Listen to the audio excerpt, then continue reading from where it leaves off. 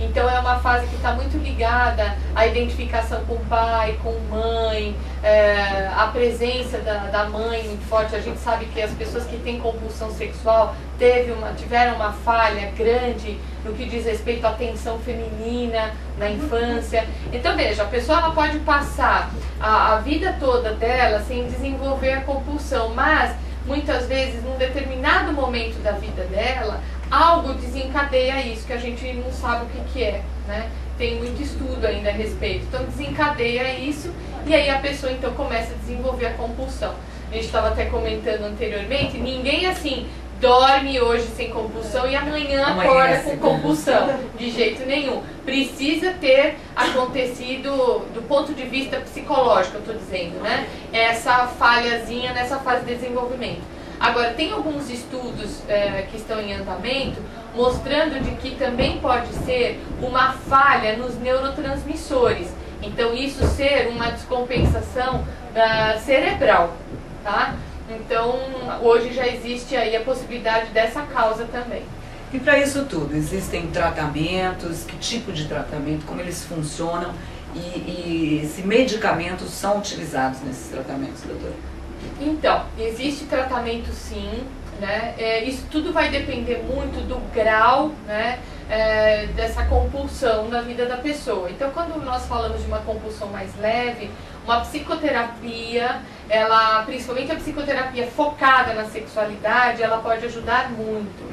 Se é um caso que já está um pouco mais avançado, vamos dizer assim, é importante o uso de alguns medicamentos que são receptores de serotonina. Agora, deixa eu só te interromper um pouquinho para perguntar. Qual é o caso mais avançado? O que eu posso chamar de caso mais avançado? O que é o top da coisa onde você diz, não, agora tem que entrar com medicação, agora é necessário que se faça um tratamento com algo mais? Né? Então, o que seria o início, que seria o top da coisa? Não, o início assim, a pessoa ela percebe que ela começa a se masturbar todo dia, mais do que 3 vezes por dia. Tá? Ela segura a coisa na masturbação. Começa a querer o sexo todo dia, mas ainda dá para controlar. Mesmo que não tenha, ainda dá para controlar. Só que ela descarrega isso muitas vezes na masturbação.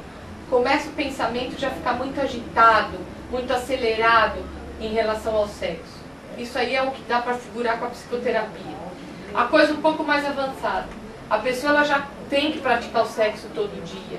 Muitas vezes ela pratica o sexo, a masturbação para sair de casa, pratica a masturbação antes de dormir e ainda por cima precisa transar todo dia. Ela não consegue mais trabalhar direito, ela já tem que sair do trabalho para poder ir para o banheiro para poder se masturbar, já está saindo do controle dela. Aí ela já tem que usar a psicoterapia mais medicamentos. E quando o negócio está altamente avançado, esse compulsivo ele começa muitas vezes a envolver outras pessoas ao redor. Muitas vezes pode até chegar ao ponto de estuprar outras pessoas, né? Então aí é um caso que precisa de internação. É o que falávamos ainda há pouco no intervalo aqui. Eu perguntei para a doutora Carla, porque a gente ouve muito falar de casos de estupro, abusos sexuais, o perfil dessas pessoas. Existe a tendência de serem pessoas mais fechadas, mais tímidas, com problemas de relacionamento social?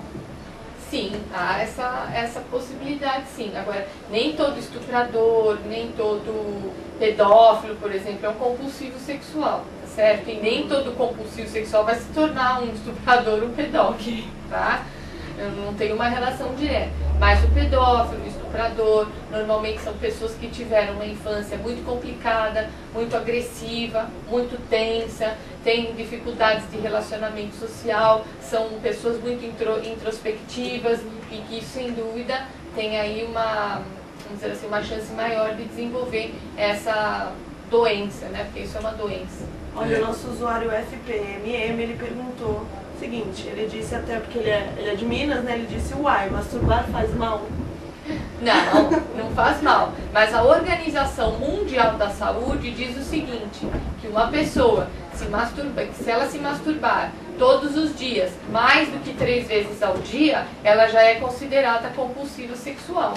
Então, ninguém está falando que não tem que se masturbar, pelo contrário, a masturbação é muito boa, porque permite a pessoa conhecer suas próprias sensações, encontrar prazer em si mesma, desenvolver fantasias sexuais, ela ajuda muito.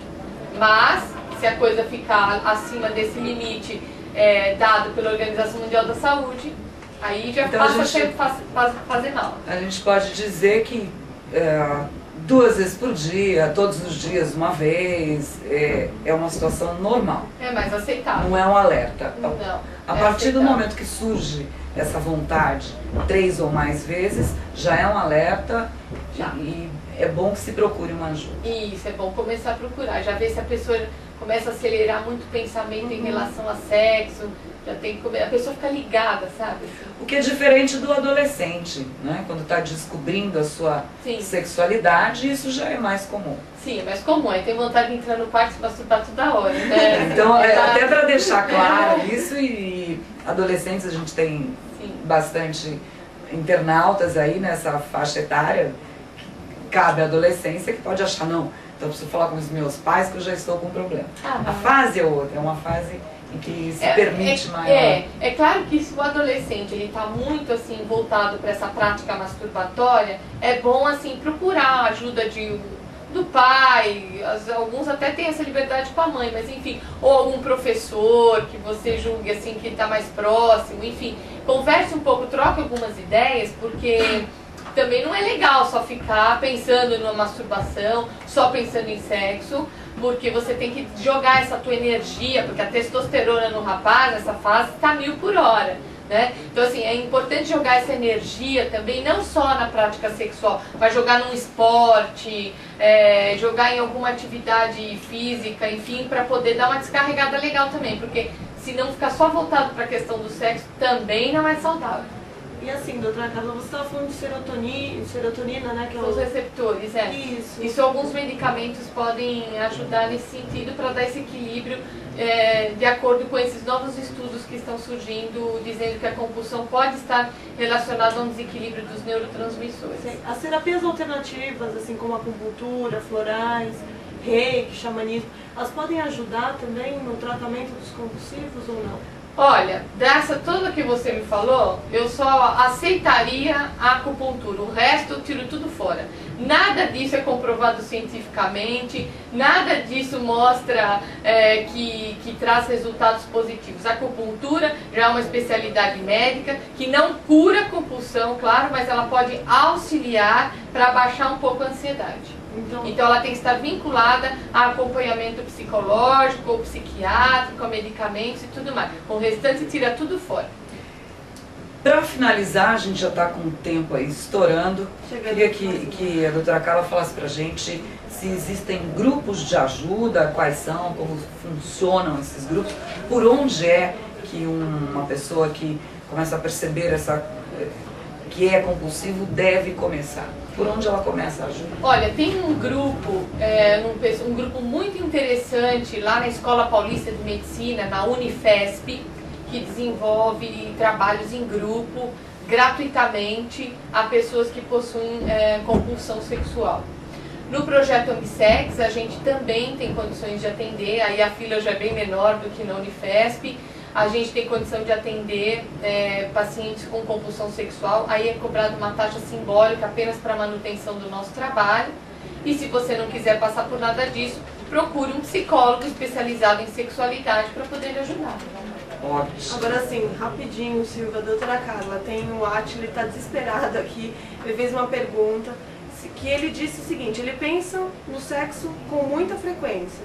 Está perguntando se é possível haver causas hereditárias. Acho que o pai dele, não sei se os pais têm isso também. Porque ele já tem algum problema na família? Isso não é uma coisa que passa pelo sangue, pela genética, nada disso. Muitas vezes você pode ter assim o seu pai, ou sua mãe, ou algum tio, sei lá, alguém que pensa em sexo direto, fala pra caramba um monte de bobagem. Você foi criado num ambiente assim, então você foi, vamos dizer assim, estimulado a pensar desta forma.